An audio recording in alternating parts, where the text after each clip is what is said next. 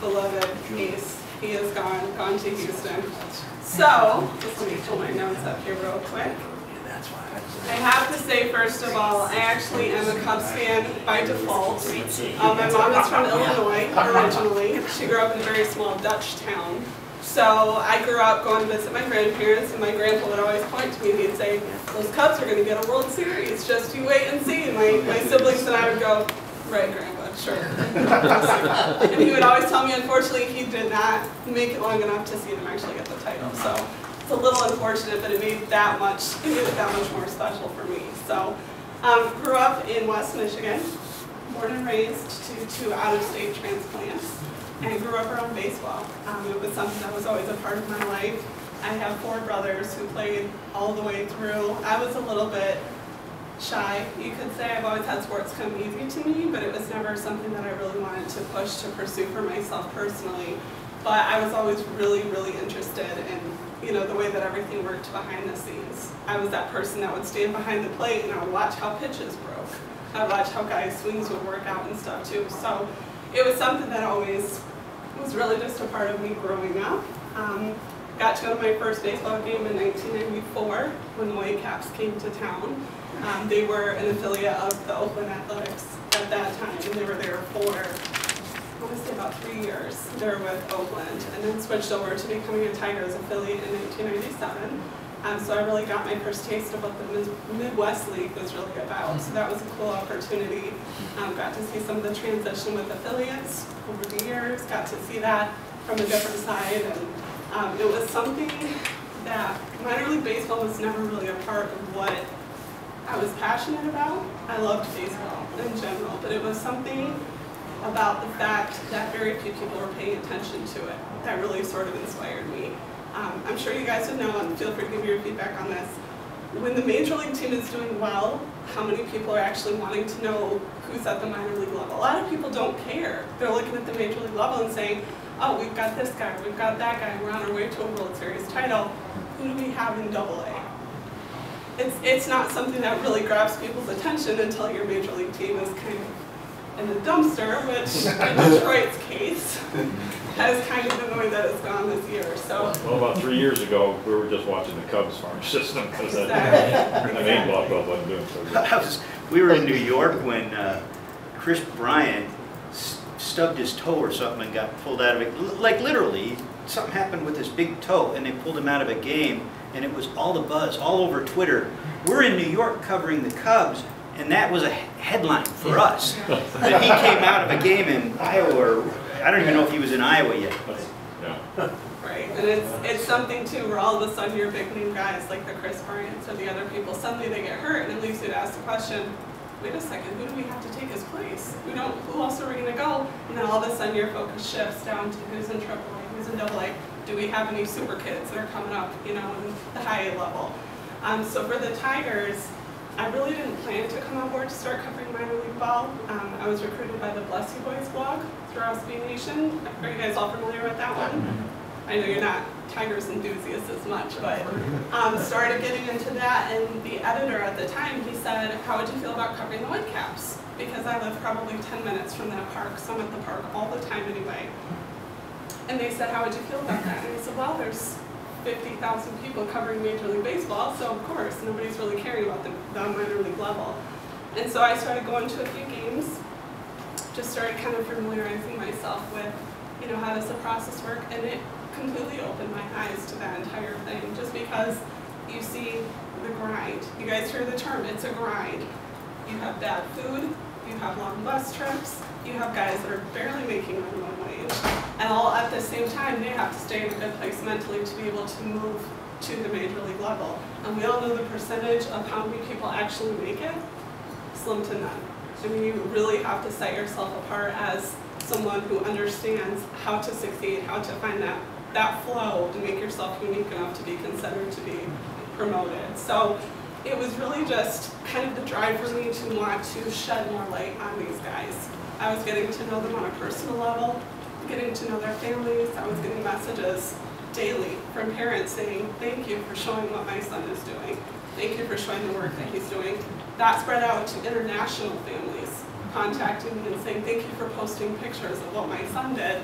I can't get to the States to actually watch him play. And you guys understand, we've got 18 and 19-year-old kids coming from the Dominican who have an opportunity here in the States. Their parents don't have the money to actually come here to see them. And so it provided an opportunity for me to sort of give them a preview and say, this is how they look when they come here to the States. This is what they're doing on a daily basis. You're recording home runs, showing them somebody pitches a shutout.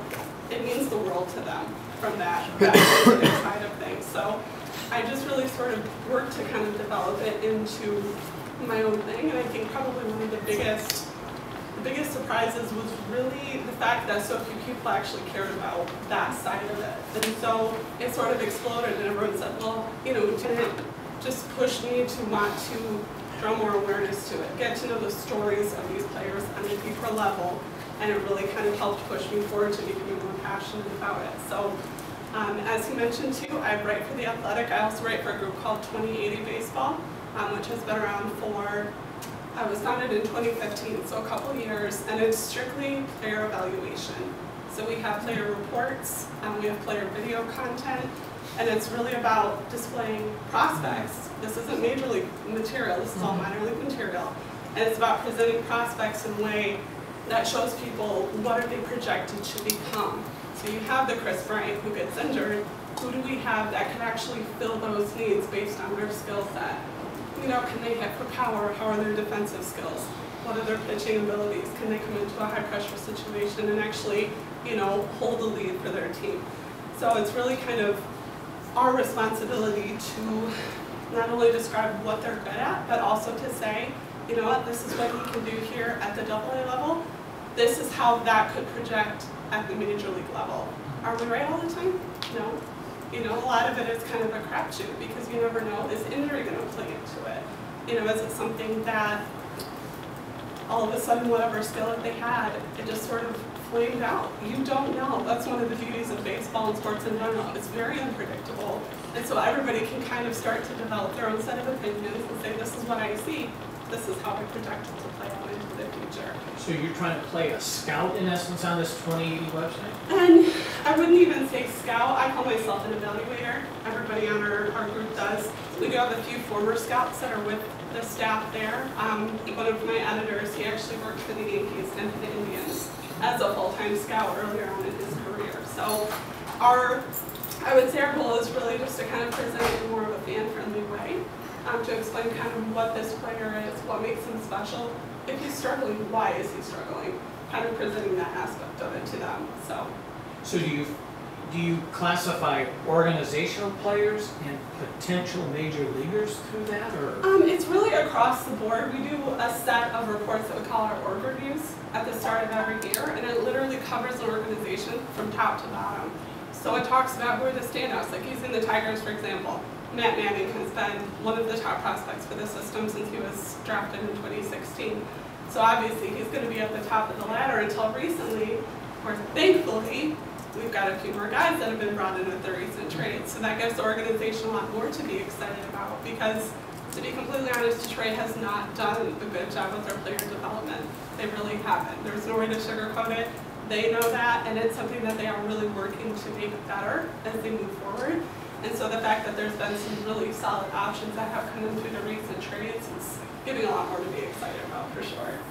Well, let me ask you that, because it's interesting. I live up in Milwaukee, and it's funny how the Milwaukee Brewers have had kind of the same thing as Detroit, very poor development of their draft picks. They make a bunch of trades. We've got the best, minor league system here in baseball. It's like, yeah, but you didn't really bring any of these kids from point A to D or whatever. You just, hey, they were seasoned, now they're ready to develop. So is that something that you've covered or talked to anybody in Detroit? I know their owner passed away, and they're going through some changes there, but that's one thing, and I'm a baseball junkie, I love the minor leagues, and it drives me crazy that, you just get the same old kind of retreads, and it's like, okay, hey, we fired this guy, bring this guy in, and now he's going to make everything better. And the Cubs went through that for years. I'm trying to think of the guy who was drafted 3 overall. I can't think of his name. And finally, they brought him up in like 2013, 2014, and then he's disappeared. I've never seen him elsewhere. Vitters, yeah, Josh Vitters was going to be, you know, there was another kid, I think Martinez was a shortstop years ago, and then he ended up in the Atlantic League, but he did make the big leagues eventually. With Baltimore, but Yeah. I know. Jackson, I think Vitters is still playing an independent ball. I just heard Well, that and I too. think a lot of that too, kind of go back to your point of the organizational perspective, it comes down to scouting too. How are the scouting departments handling this? What are they looking for in guys? Detroit's scouting system has not been very good, but they have gotten a lot more creative recently. I will use Jason Foley for example. He was signed in 2016. I don't know if that name rings a bell for any of you guys. Unfortunately, had to have Tommy John about, I want to say 2 months ago. He was somebody in college who went to Sacred Heart, had a bunch of teams looking at him before he got signed. I want to say it was probably 2015. He could hit probably about 92 with his fastball, had terrible mechanics, terrible work ethic. The Tigers stuck with him. I forget the name of the scout who actually eventually signed him, but they stuck with him, and all of a sudden it was like a switch flipped, and he's hitting 100, 101 miles an hour out of the pen, and everybody's going, wait, where did he come from? And You sure that's a switch that flipped? like, a lot of people aren't sure. I talked to his agent a little bit, and I said, "Do you guys, can you explain what happened?" And they said it was just like something in the way that he was developing himself, something just sort of fell into place, and he even surprised himself with the velocity he was hitting. And I talked to a scout from the Indians, I talked to a scout from the Yankees, and they all went, "He never did this when we looked at him." I mean, it kind of just left everybody going, wait, huh? Where did he come from? And so that type of a thing, because of the fact that there has been such a lack of depth in the Tiger system specifically, they've had to get a little bit more creative with where are they looking. You know, tapping more into the international market, looking in Australia, looking into the Dominican, finding some of these guys who are really, really young and going, can we see enough in them to project a major league future down the road? I mean, now at Detroit, their top 2 pitching prospects are 19 years old.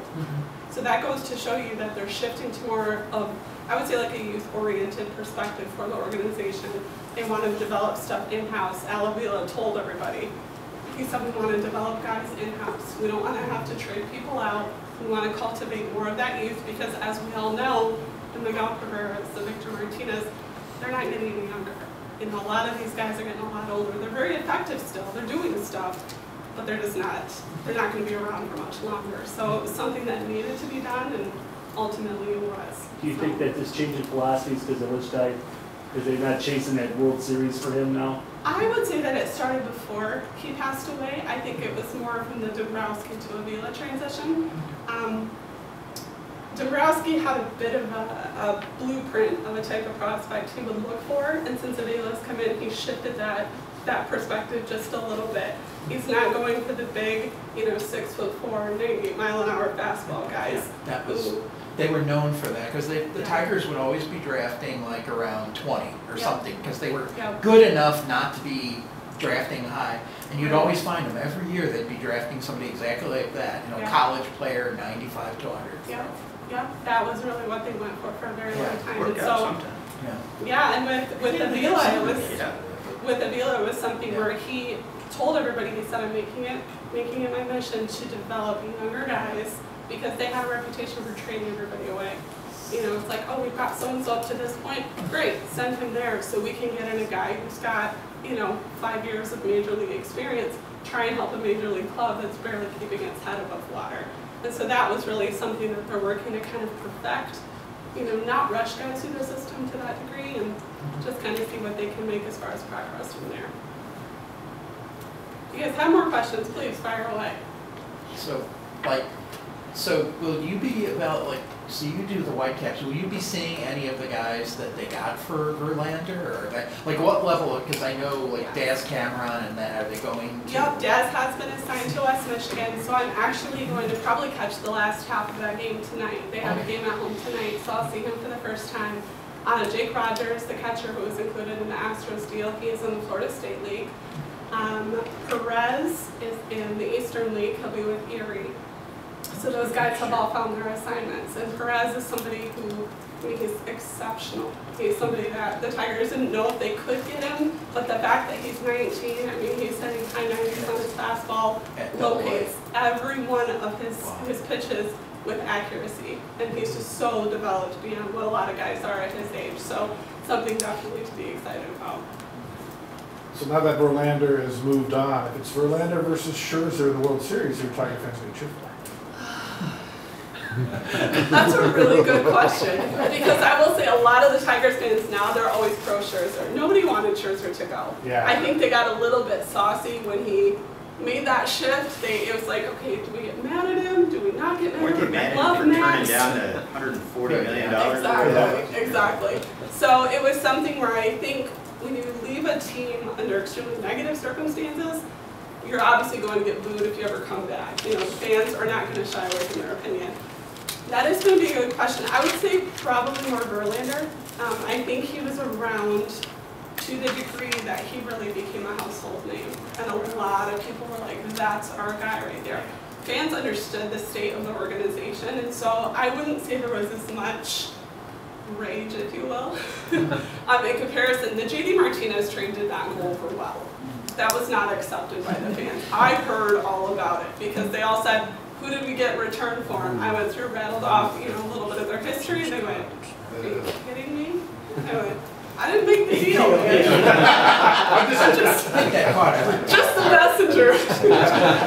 And there was a lot of debate about how long would JD have been good for the organization. How much longer did he have? He had had some health issues. He was struggling a little bit to really maintain his value defensively, especially. We all know his bat was fine. His bat was doing just fine. But then again, you have to ask yourself, long term, we've got an aging roster. How much longer do we have to work with? You know, what type of a time frame do we have to work with? For his status at that point, I don't know if they could have gotten much better for him. And it's hard to say because I love JD as much as the next guy. You know, he was somebody who really became very, very loved by the organization. But it was a tricky one. It was definitely Look at what that type of player was paid last offseason. You know, Right. the league is realizing that isn't as valuable as it used to be. Right, So I thought it was fair too. I mean, it Yeah. stinks, but I know, and it's one of those things where you say, you know, is it worth getting that over, or do we have a few people that could possibly extend the value of the organization into the future? You know, the guys that they got, Jose King, he's only 18. He's in the Gulf Coast League right now. Are we going to see him in Detroit next year? No. You know, it's going to be a good amount of time before he's out there. I got to see him when I visited Florida, I want to say earlier this month. Got to see him in action. Sam McMillan, who is another one now, signed 5th round for light years over slot value. I don't know if you guys heard about that one, but Tigers went about $700,000 over slot for him, high school catcher. And so a lot of people went, was that wise? We're going to have to wait and see. He's an exceptional kid. Exceptional kid. I mean, he hits for power. What he offered the organization long term. Do I see some stuff? Yeah, I do. I think that he could ultimately do some really good things for the group, but we're going to have to kind of play the waiting game and see what happens. Emily, are there still going to be more moves from the Tigers? I mean, outside, I don't think you'd be able to move Cabrera, but like, is it every?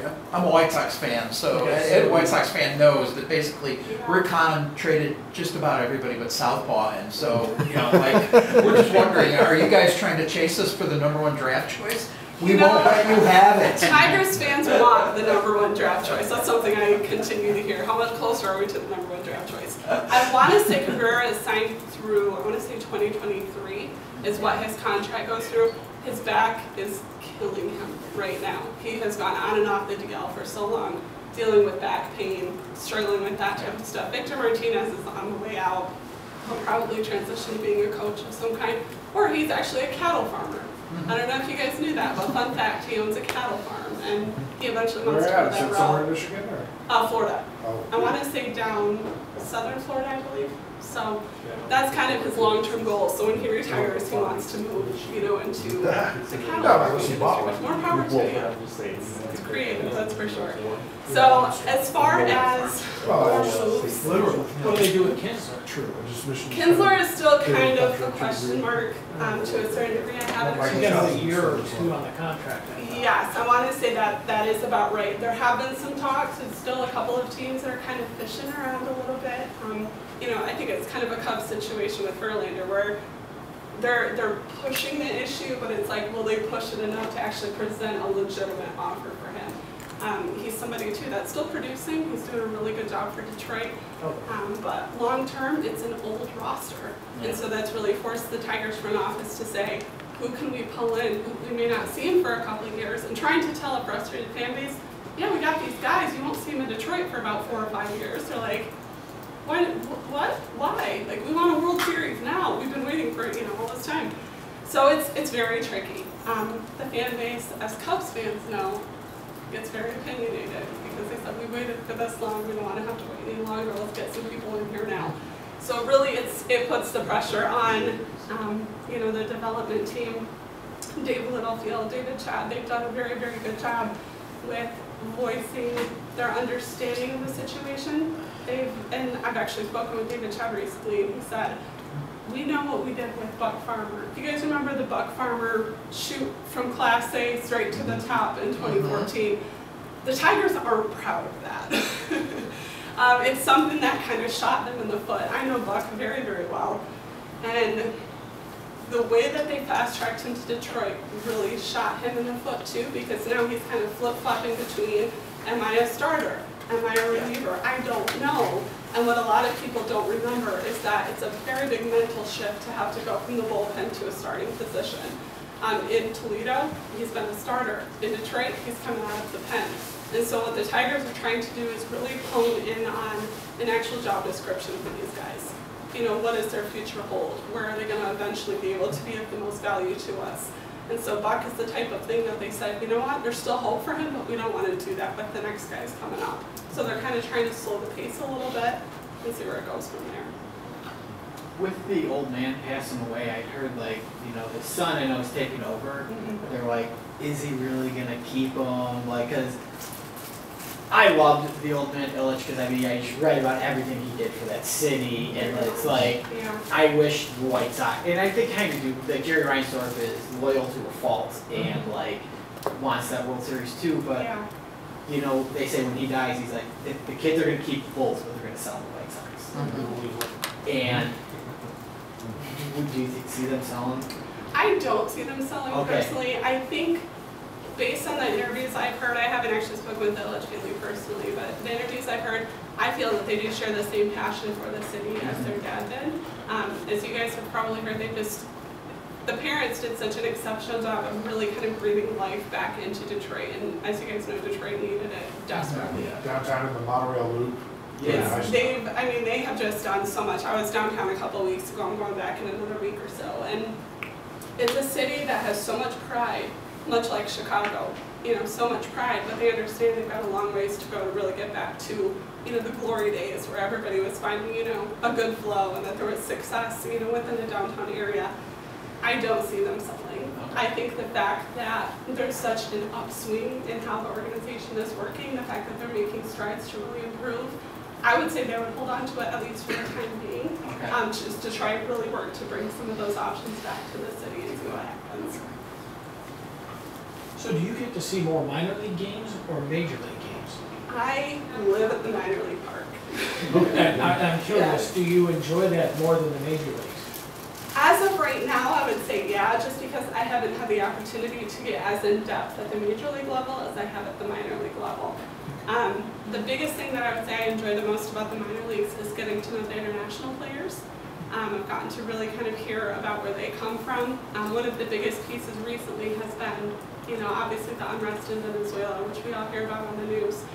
A lot of these guys, again, 18, 19 years old, they're having to go out on the field at the Class A level, at the AA level, try and perform. Some of them, their English is barely workable. They're taking English classes, trying to really get themselves established, and they have no contact with their parents at home. They're getting notes from people saying, yeah, this happened here, we don't know if this person's gonna get out. Imagine shouldering that now, and then imagine having to shoulder it as a teenager. Be able to go out there and succeed on the field as well. It's a huge responsibility. So getting to know these guys, I think on more of a personal level, it allows me to kind of shed light on their stories and show really what they're doing, and then also let people know, look, these are the guys who are coming up, because a lot of them don't get recognition. You go to the Gulf Coast League, I got to meet Miguel Cabrera's cousin, and somebody said, wait, Miguel Cabrera has a cousin? What? Is he as big as Miguel Cabrera? I said, no, he's 18, so he's not going to be as big as Miguel yet. But I'm sure you guys remember when Miguel came up, he wasn't that big. No. He was not that big. I want to say he was pretty He small from what I played remember. at King County as a 16-year-old shortstop. Yeah. He was very small. Very small. In 2001. Yeah, So do you speak Spanish to talk to the? very little. Oh, really? Very little. And it's something, again, to kind of tie in with a little bit of what you were talking about too, with the importance of, you know, having people on staff that, you know, are bilingual and have the opportunity to communicate with players. That has become a top priority for the Tigers.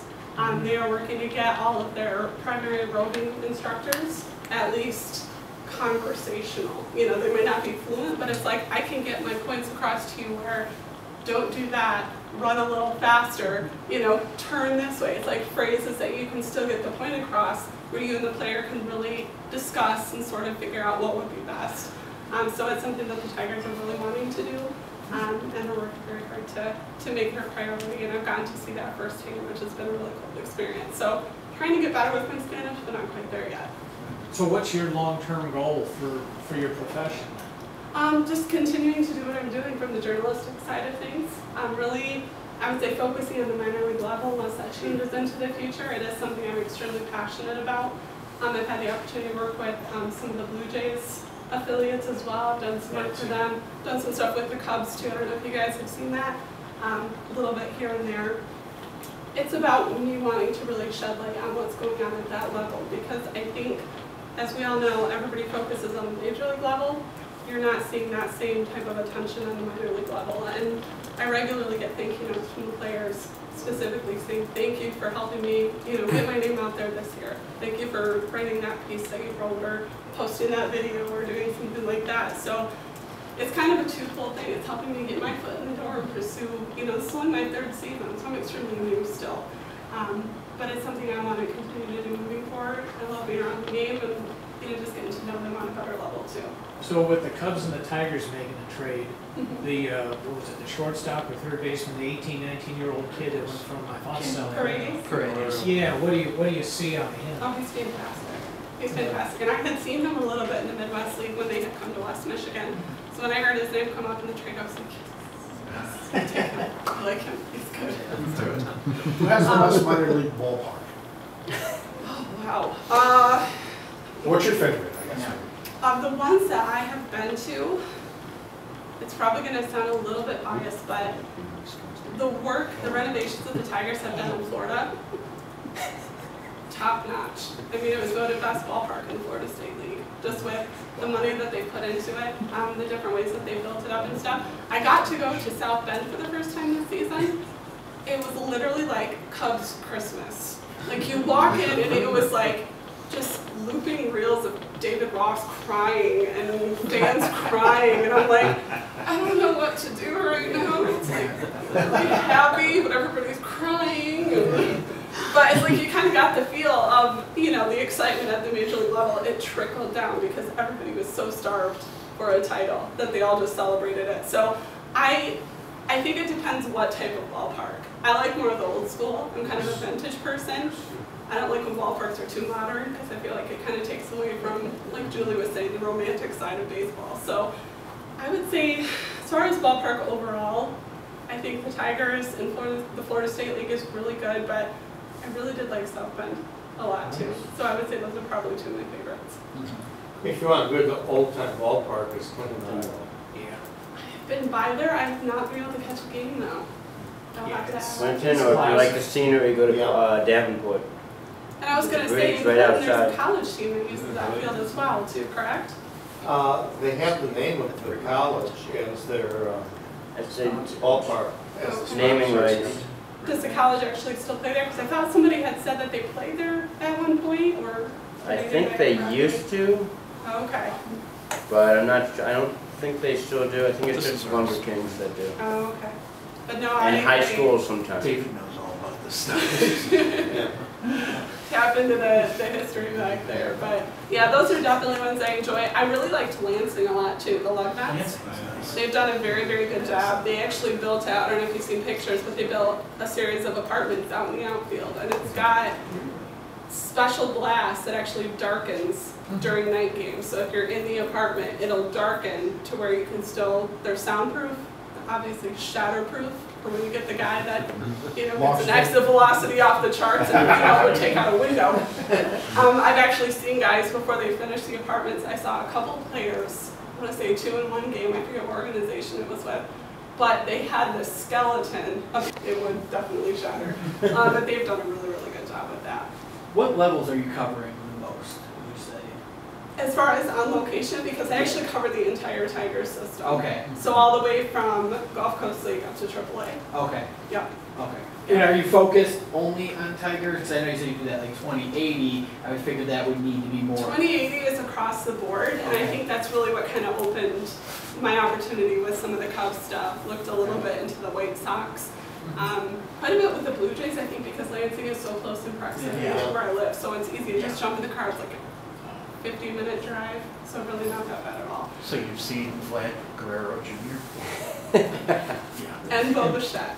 Yeah. Bo Bichette. I don't know if you saw my tweet, but I said my segment is going to be why Bo Bichette is still better than all of us at baseball. I mean, he has surpassed his dad. He has surpassed his brother. He's exceptional. Exceptional. Yeah, but his dad was a major leaguer for 15 years. Correct. So he's still got ways to go. he has to show that he can translate. Obviously, he just made it into high A, so he's still got a little bit of work ahead of him, but the fact that he has hit, you know, 350 to 400 at every league he's played at has just been exceptional. I actually got the chance to talk with Vlad Sr. very briefly. He contacted me over Twitter and he said, thank you for, you know, covering my son. And I said, well, I'm happy to. I said, I don't think he really needs my coverage because everybody's going, wait, Vlad has a son? Yeah. And the first time I actually got to see him hit, he did a home run derby. They had a Lugnuts versus Michigan State game, and they did a home run derby before. He walked up. I had never seen him swing a bat before. He walks up to the plate. I'm like, yep, that's Vlad's son. Yeah. Okay, you know, built, stocky kid. Walks up there, takes the ugliest hack, and knocks the ball off the scoreboard out in left field. And I went, that's Vlad's son. Because ugliest, most effective swing you'll ever see. You can tell that he got a lot of practice from watching footage of his dad. He's seen the same progress, you know, hitting similar home runs for the same distances. He's extremely effective. They are trying to figure out where to put him. Right now he's at third base. There's been some rumors he might eventually shift to the outfield because he's got an exceptional arm. He's got a very, very good arm. Very stocky kid. Just turned 18 not that long ago, so he's still got a little bit of that baby weight, I think, to shed off just to get himself a little bit more quick on defense, but headed in a really good direction.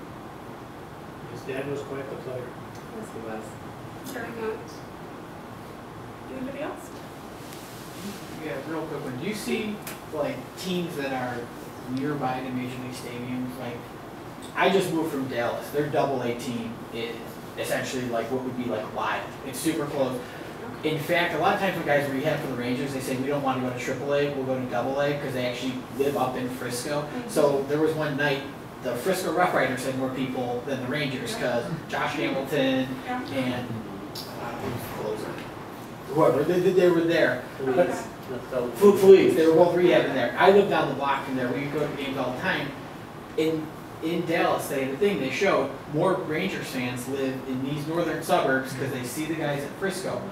Do you see it across the league? Because ever since living there, I'm like, I think every baseball team should try to make an effort to get a team within 100 miles of where you play. Kansas City, Omaha, Toledo, Detroit. It's like you're saying, like the Whitecaps are, I mean, that's not that far. It's the only oddball in the group. Well, actually, I mean, Florida obviously is not in close proximity to Detroit.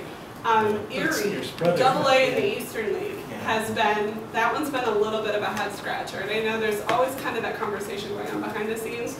How can teams get their guys closer? Because one of the biggest challenges Erie faces, they're surrounded by Pirates fans.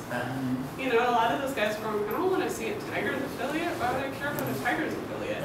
They have a really hard time getting people in. They do. They have a very hard time. It's a lot of $2 beers and bobbleheads. And fireworks. Fireworks actually draw some of the biggest attendance in Erie because that's what they enjoy. I can say from 20 years I've been doing this, that's been an issue from the start. These PDAs are 2 and 4 years each, and it's a musical chairs thing when they start to come up. And so yes, Seattle eventually got Tacoma, but it took for years. And a lot of the teams try to do that. After 9/11, getting your team out of Canada, man. You know, so yeah. So in Midwest League, when Rockford moved to Dayton, one of the reasons why Dayton was able to get a team so close to Cincinnati is they can never be anything but a Cincinnati affiliate, and they have to say low A. Yeah. So that also matters when the teams move. Yeah, and the hard thing is too, somebody actually wrote, I want to say for the Lansing Journal, I believe, wrote an article about why can't the Lugnuts be the new AA affiliate for the Tigers? And that's, I mean, you know, like you were saying, it's been a conversation from the beginning. Like, why can't you get affiliates closer? Because Toledo and Detroit, I mean, we've got, you know, Poor Buck Farmer and Drew Verhagen, they're riding up and down the highway every other day, it seems like.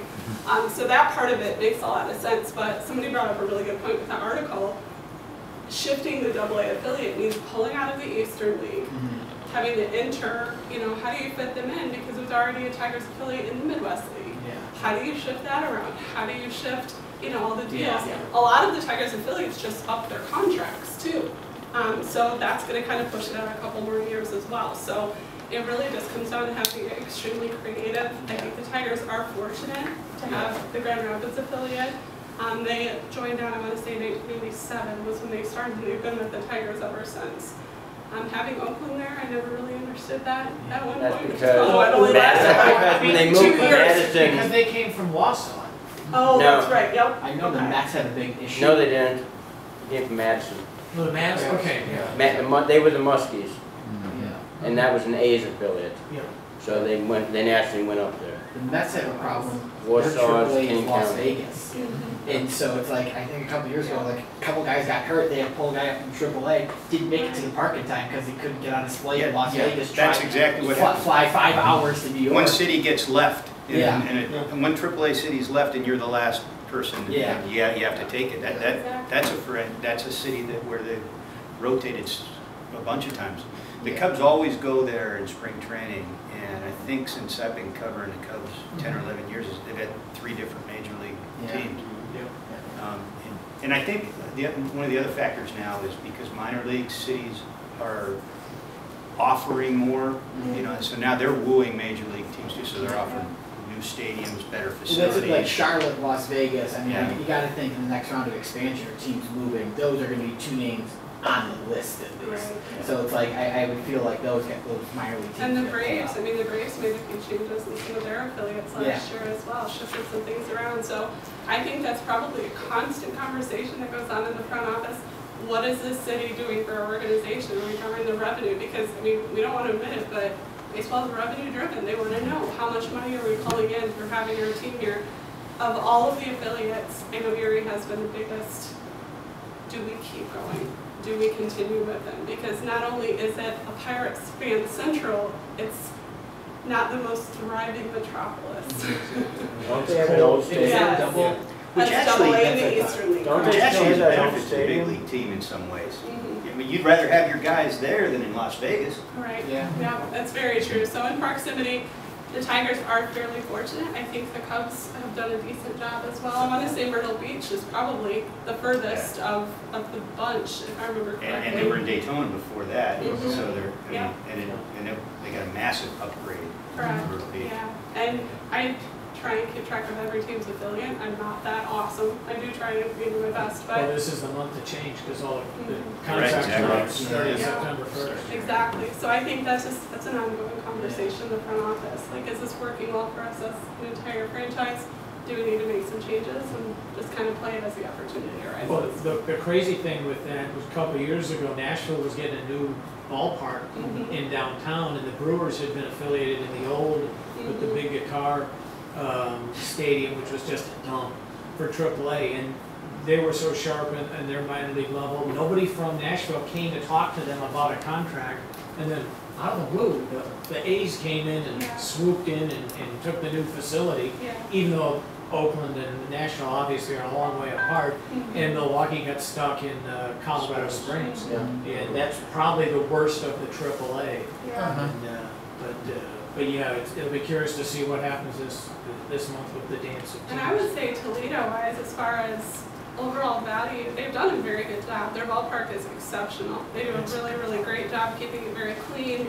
The field is immaculate. The team record. Is that the Well, you ballpark? Another story. When you're at Sports Clips, is that the ballpark that's up there on the mural on the wall at Sports Clips? I keep asking, they've got it. there's a minor league ballpark up there. I think it's in most of the sports, it's the same ballpark. I think it's the Toledo ballpark. It could be. Yeah, Because it's very right well could be. downtown. It's It's right right downtown. downtown, very classic design. Yeah. Oh, it's beautiful. They did Yeah. a very, very good And job. you with should it. have been at the old one if you'd ever. I've heard stories. Oh, was it dumb? That was It was a I've heard racetrack. It was a stories. racetrack. Yeah, it's terrible. Yep. Yeah, anytime I talk about it, they say, well, you should have been at the old ballpark. So maybe it's good I wasn't at the old ballpark and I just talked about it. But I was going to say, too, something I've really enjoyed watching as well is kind of, again, touching on what Julie talked about. Minor league teams are really working to tie in more of a gender-balanced group, into their employees and who's helping within their front offices. How are they balancing that out? And I'm happy to say the Tigers have done a really, really good job with that. They've tied in a lot. I actually have the coaches contact me. I have the front office contact me on a regular basis. Are our guys being respectful to you? Are our coaches being respectful to you? Like, that has become a top priority for them because they understand, like the video that Julie did, it gets ugly. It gets extremely ugly. Thankfully, the Tigers players, for the most part, have been pretty much good. I've had a few situations I've had to deal with, but I would say it's more so with the fans. It's more so with people saying, again, you've never played. How would you know? How would you get it? And my perspective on baseball has always been, fans want to talk and listen to somebody who understands the game. I don't believe it has to be gender-based. If you can present a good, educated argument on a topic and you have the material to back it up, it shouldn't depend if you're a guy or a girl. It should just show, I wanted to do the research because I love the game this much and I want to show that I care enough about it. So that's something I've really tried to make a top priority, is not saying, I'm a woman, you need to listen to me. I shouldn't have to do that. It should show I'm enough of a passionate person. The kickback that I've received, you learn how to let stuff roll off your back and you learn what needs to be addressed. I would say the biggest challenge for me is figuring out, what do I need to take personally? And what are just, you guys know the term guys being guys. I'm walking into a male-dominated industry, and I shouldn't expect them to all of a sudden shift everything that they're doing. Oh gosh, it's a woman, we need to change everything, let's shift it all. That's not going to happen overnight. And so my job is really working to cultivate an environment that requires respect. Just by the way I carry myself, I'm here to do a job, they're here to do a job. And it should just be a mutual respect thing. So that's something I really work to make a priority. Do you like working with the Athletic? I love it. Absolutely love it. The Detroit branch, I want to say, has only been around for 3 or 4 months, I think. So I want to say they launched in May or June of this year. I heard about the launch and I went, so for that, it's been just an incredible opportunity because I really came on board with them at the perfect time because everybody said, who's coming up in the ranks? Our team is awful. Who's down at the minor league level? And so that's giving me a platform to present these guys that I've been around for almost 3 years now. I've built relationships with them. I've seen them fail and I've seen them succeed. And I can say, this is who we have to look at and this is what you have to look forward to. So, yeah. Anybody else? Thank you. You're welcome.